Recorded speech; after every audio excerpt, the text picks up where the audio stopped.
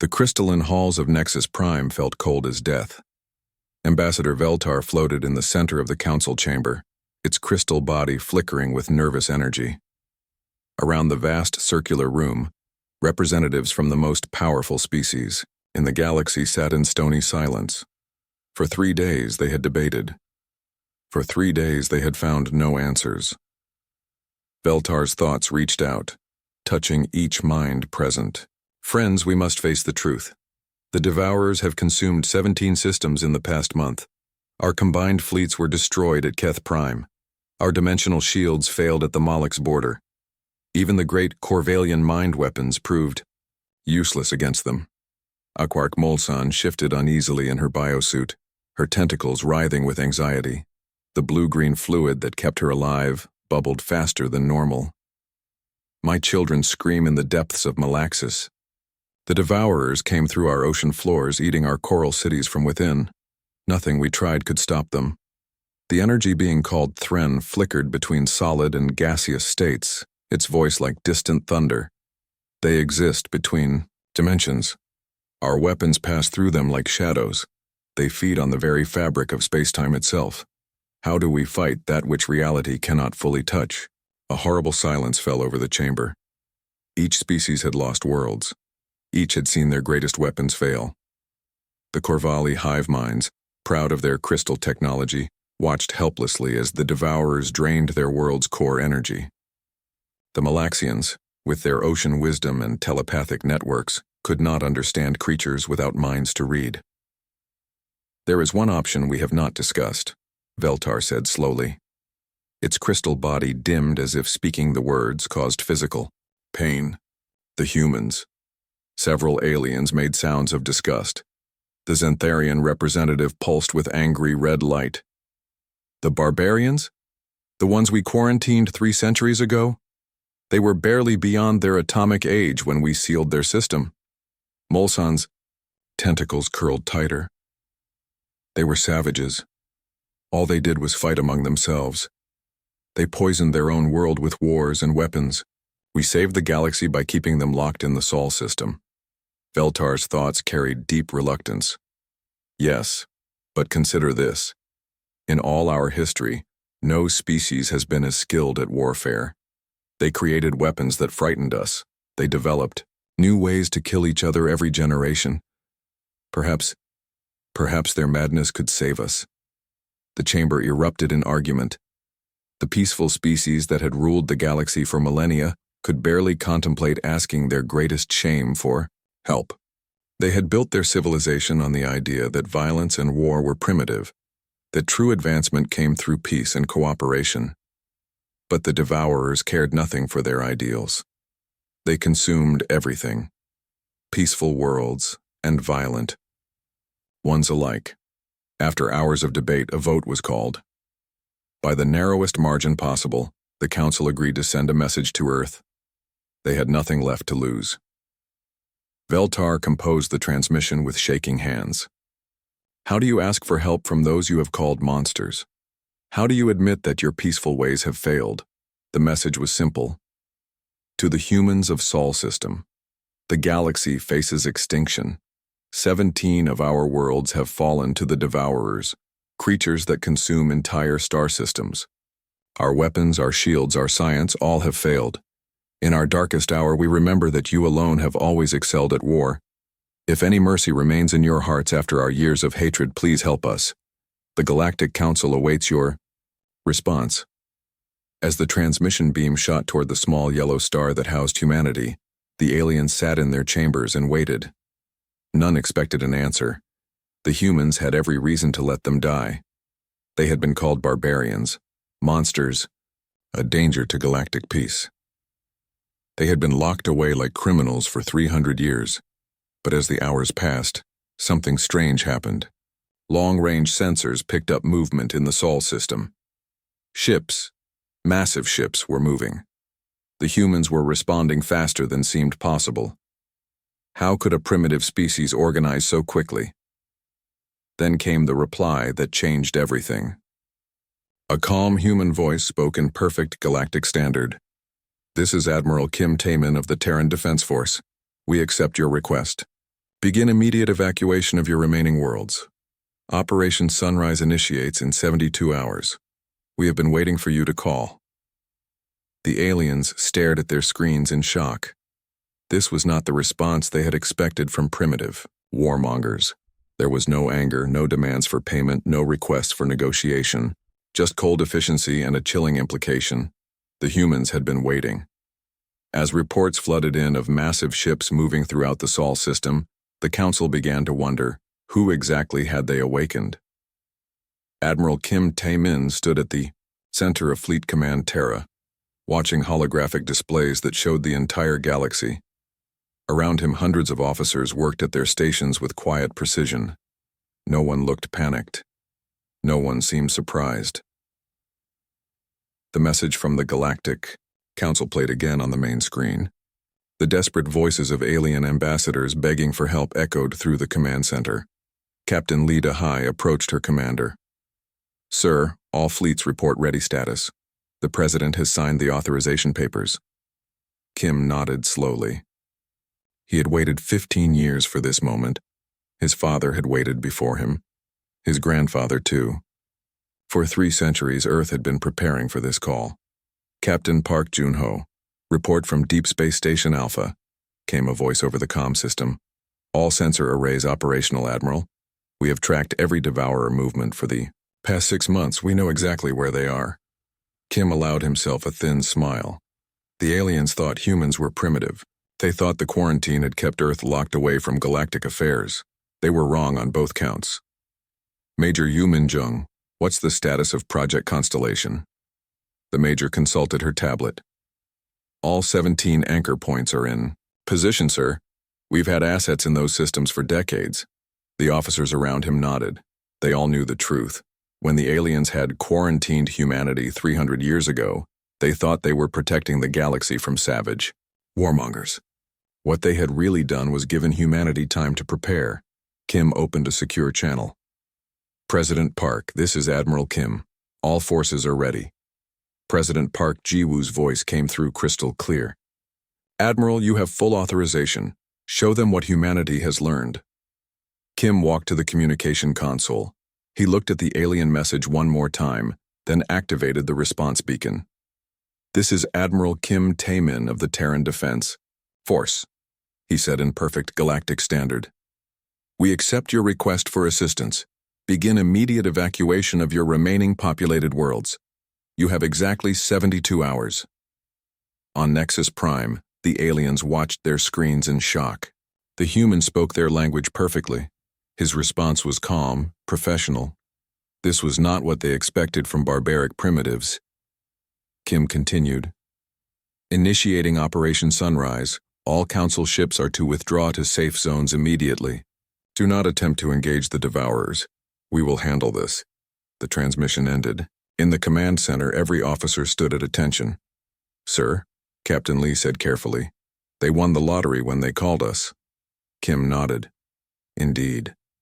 300 years of preparation. Every war game, every simulation, every training exercise has been for this moment."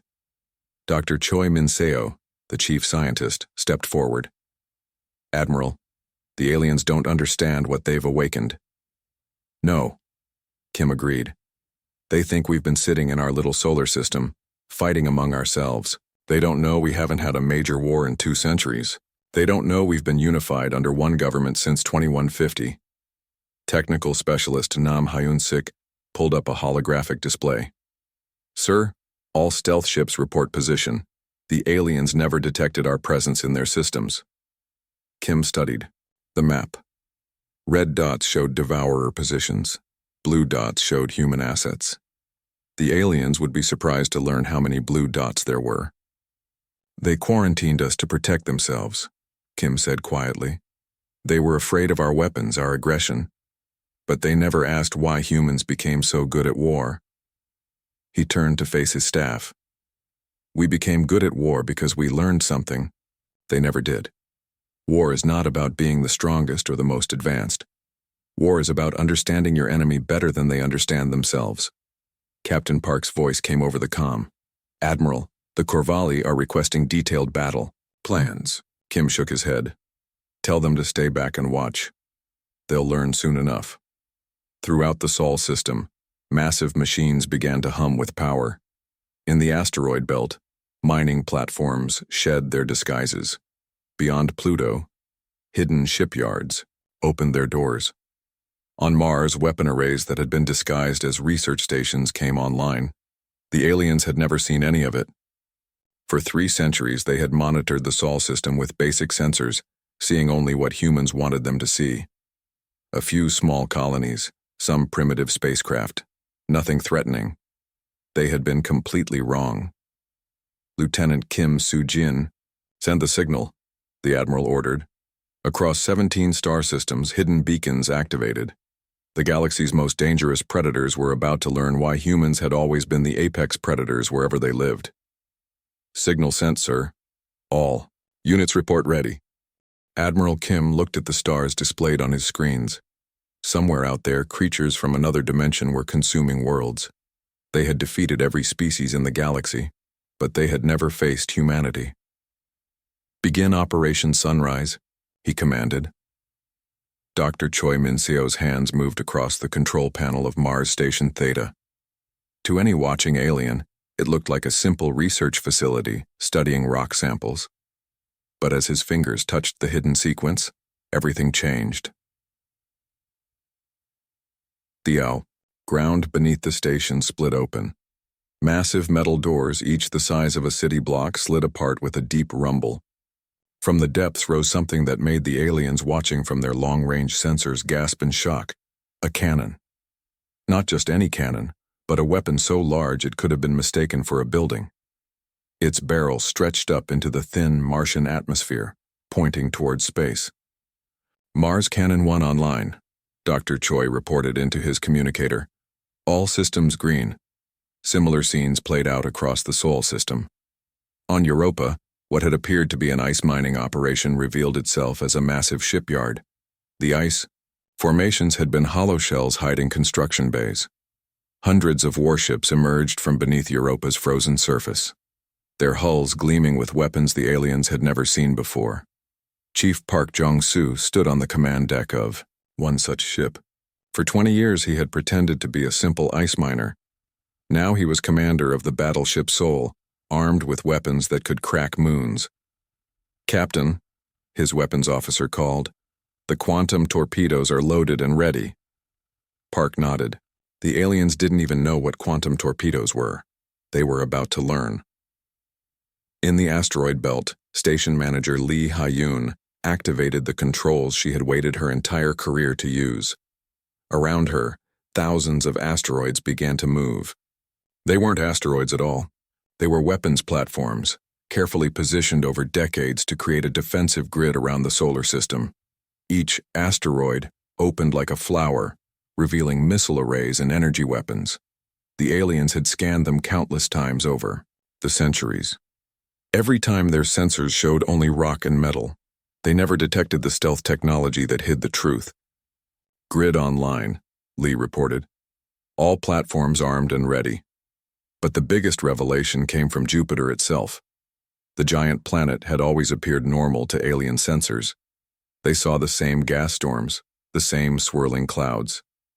What they didn't see were the cities hidden within those clouds. Admiral Yu Sung-min stood on the bridge of the Juggernaut, a ship larger than most space stations. It had been built inside Jupiter's atmosphere, using materials from the planet itself. The ship was so massive it generated its own gravity field. "Emergent sequence initiated," his helmsman announced. The great ship rose from Jupiter's depths, pushing through kilometers of gas clouds. As it emerged into space, its true size became clear. It was the length of a mountain bristling with weapons that pulsed with contained energy. Similar ships emerged from Jupiter's moons. Io revealed a fortress built into its volcanic surface. Ganymede opened like a shell, showing the battle station hidden inside. Callisto launched squadrons of fighters that had been waiting in underground hangars. On Earth, President Park Ji-woo watched the deployment from his office. Behind him stood General Nam Soo-jin, commander of Earth's ground forces. "The aliens are panicking," the general reported, checking her tablet. "Their sensors can't explain what they're seeing." Of course they can't, the president replied. They've been watching us for 300 years, and we've been lying to them for 300 years. Across the galaxy, similar surprises revealed themselves. On the edges of alien space, what had appeared to be comets or drifting debris suddenly activated. These were human observation posts, staffed by volunteers who had spent their entire lives watching alien movements. Major Park Hyun-soo commanded one such outpost near the Corvallis system. For 30 years, his station had appeared to be a dead rock drifting through space. Now it bloomed with sensor arrays and communication equipment. All long-range sensors active, he reported. We have devourer positions locked. The truth was simple but staggering. Humanity had never been confined to the Sol system. They had just let the aliens think so. For 3 centuries, human ships had moved through space using stealth technology the aliens couldn't detect. Dr. Kim Young-ho, head of the stealth division, had devoted his life to this deception. Phase cloaking, he explained to a junior officer watching the deployment. We exist between dimensions, invisible to their sensors. They see only what we want them to see. On the far side of the galaxy, Captain Lee Jun-woo's deep space frigate dropped its cloak near the Devourer advance. His ship had been following the creatures for months, studying their weaknesses. Data package ready for transmission, his science officer reported. We know how they move, how they feed, how they think. As reports flooded in from across the galaxy, the scale of humanity's preparation became clear. They hadn't just been building weapons, they had been deploying them. For 3 centuries, humans had been placing assets throughout galactic space, waiting for the day they would be needed. Admiral Kim stood in his command center, watching displays that showed the true extent of human power. Every red dot was a devourer. Every blue dot was a human asset. The aliens were shocked to see how many blue dots there were. Operation Sunrise, Stage 2, Kim announced. The real war was about to begin. The Devourer fleet moved through space like a cancer. Each creature was the size of a city, its writhing tentacles reaching across dimensions to consume entire worlds. They had destroyed 17 star systems without pause, without mercy. They had never faced humanity before. Admiral Kim Tae-min sat in his command chair, watching the enemy approach. His fleet of 2,000 ships waited in perfect formation. To the aliens watching, it seemed like suicide to face the Devourers directly. Sir, Captain Lee Dae-hai reported, the creatures are entering the trap zone. Kim nodded calmly. The Devourers thought they were hunting helpless prey. They were about to learn the truth. Begin Operation Shadowfall, Kim ordered. Across 17 star systems simultaneously, the attack began. But humans didn't shoot at the Devourers. Instead, they fired at empty space around them. The first weapons to fire were the quantum disruptors. These weren't ordinary guns. They tore holes in reality itself. Lieutenant Colonel Park Jun-soo watched his screens as the first shots hit their targets. Direct hit on dimensional anchor point Alpha, he announced. Reality pocket is collapsing. The Devourers suddenly found themselves in trouble. They existed partially in normal space and partially in other dimensions.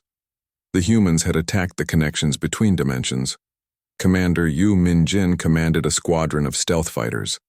Her ships darted between the massive Devourers, firing dimensional anchors into space. Each anchor was a device that locked space-time in place, preventing dimensional travel. Anchors deployed, she reported.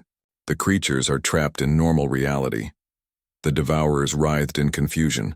For the first time in eons, they couldn't slip between dimensions to escape damage. They were forced to fight in normal space. That's when the real weapons fired. From Jupiter, the massive battleship Sol launched its quantum torpedoes. These weapons didn't explode on impact. They deleted matter at the quantum level, leaving nothing behind. Commander Park Jong-soo watched the first torpedo hit a Devourer. Where the weapon struck, the creature simply ceased to exist. A perfect sphere of emptiness appeared in its body. Direct hit, he reported, his voice filled with awe. The target is gone. Not destroyed, just gone. The Devourers screamed. Their psychic wails tore through space, making even the bravest humans wince. But they couldn't escape. The dimensional anchors held them in place. Dr. Nam Soo-jin observed the battle from her research ship. Their biology is fascinating, she noted. They exist in 7 dimensions simultaneously, but lock them in 3 dimensions and they become vulnerable. On Mars, the massive planetary cannons opened fire. Each shot contained a miniature black hole suspended in a magnetic field. When the shots hit the devourers, the black holes consumed them from within. Major Kim Hyun-woo watched the readings with satisfaction. Singularity weapons are performing perfectly. The creatures can't adapt to gravitational collapse. But the humans had more than just weapons. They had a plan. The devourers moved in patterns. They hunted like pack animals, coordinating their attacks across multiple dimensions. Humanity had studied those patterns for months, learning exactly how the creatures thought. Field Marshal Lee Jong-ho commanded the fleet's movements from his flagship. "They expect us to run," he announced to his staff. "Every species has run from them. We're going to do the opposite." As the devourers moved forward to attack, the human fleet suddenly accelerated toward them. The creatures, programmed to chase, fleeing prey, didn't know how to handle an enemy that charged directly at them. Captain Choi Min-soo led the charge in his destroyer. All guns, fire at will. The humans didn't aim for the devourers' bodies. They fired at the space around them, creating walls of twisted space-time. The creatures found themselves flying into traps they couldn't see. Weapons Officer Park Da-yeon watched her screens as her ship's reality bombs detonated. Space-time maze is active. The enemy can't tell up from down. The devourers spun helplessly, their dimensional senses scrambled by the maze of twisted space around them. They had never faced an enemy that fought by changing the rules of reality itself. Colonel Yu Sung-min commanded the boarding parties. Yes, humans were boarding the devourers. They flew impossible ships that could exist in multiple dimensions, matching the creature's own abilities. "Remember," he told his soldiers as they prepared to enter a devourer, "we're not here to fight them inside. We're here to plant the dimensional charges." The soldiers disappeared into the creature's body. Minutes later, explosions rippled through the devourer as dimensional charges went off. Each explosion created a cascade effect, turning the creature's own biology against itself. All across the galaxy, the same story played out. The devourers, undefeated for millennia, found themselves outmaneuvered, outgunned, and outsmarted. Admiral Kim watched the battle map as red dots began disappearing. "Status report? 70% of the devourer fleet is eliminated or trapped," Captain Lee reported. "The remainder are trying to retreat to their dimension." Kim smiled. "Close the doors." The final stage of Operation Shadowfall began. Massive machines that had been hidden throughout the galaxy activated. They created a barrier between dimensions, sealing the devourer's escape route. The hunt was over. Humanity had won. The last devourer fell silent as it disappeared into the dimensional prison humanity had built for it. Across the galaxy, space began to heal. The twisted reality tiers closed. The consumed world's energy stopped bleeding into the void. Admiral Kim Tae-min stood on the bridge of his flagship, watching the sensor readings. All red dots were gone. The devourers existed now only in a pocket dimension, trapped forever where they could harm no one. "Sir," Captain Lee Da-hai reported, "the Galactic Council requests immediate meeting. They want to thank us." Kim almost smiled. "Patch them through." The holographic display flickered to life. Ambassador Veltar appeared, its crystal body glowing with nervous energy. Behind it stood the other council members, all looking shocked and frightened. "Admiral Kim," Veltar's thoughts reached out carefully. We don't understand. How did you do this? Your ships, your weapon, this was impossible." Kim folded his hands behind his back. "Nothing is impossible. You simply didn't know what we were capable of." The Aquarch Molsan shifted uncomfortably in her biosuit. "We watched your system for 300 years. You were primitives. You fought each other endlessly. Your technology was basic. You saw what we wanted you to see, Kim replied calmly. Every war you observed was a training exercise. Every primitive ship was cover for our real technology. President Park Ji-woo appeared on another screen from Earth. The truth is simple. When you quarantined us, you gave us the greatest gift possible. Time. The energy being Thren flickered, nervously. Time for what? Time to prepare, President Park explained. You see, we learned something from your records, your histories. Every few thousand years, something like the Devourers appears, a threat to all life. And every time, the peaceful species of the galaxy die because they're not ready. Dr. Nam. Soo-jin stepped forward from her position at the science station. We studied your past wars, the Void Crawlers, the Reality Biters, the Entropy Masters. Each time, billions died while you tried to learn how to fight. Admiral Kim nodded. We decided to be ready. From the moment you locked our system, every human has trained for this day. Every resource has been devoted to preparing for the next galactic threat. The council members looked at each other in shock. Major Park Hyun-soo's voice came through the comm from his outpost. Our children learn warfare in school.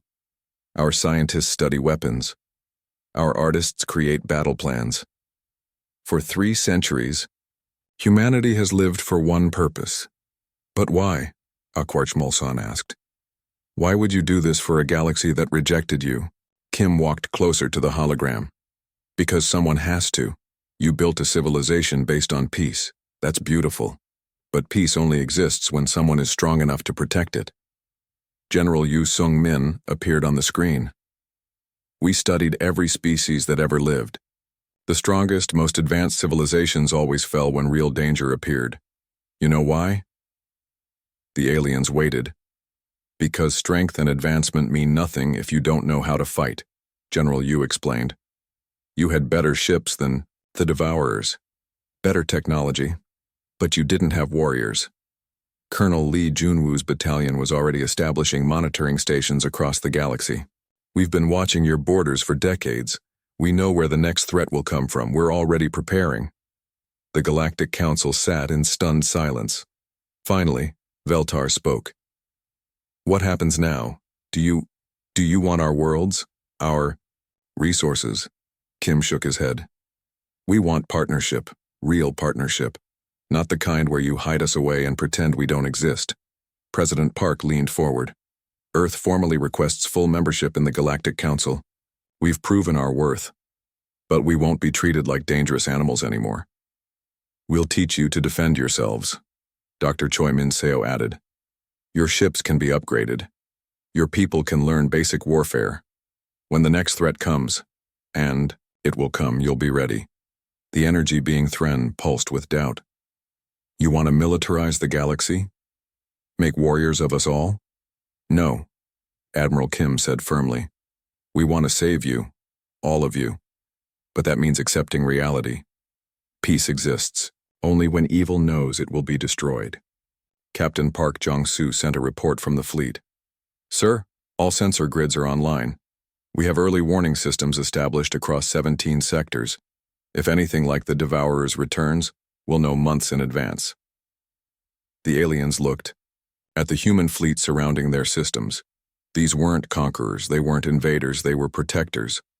Dangerous protectors who happened to be the only reason any of them were still alive.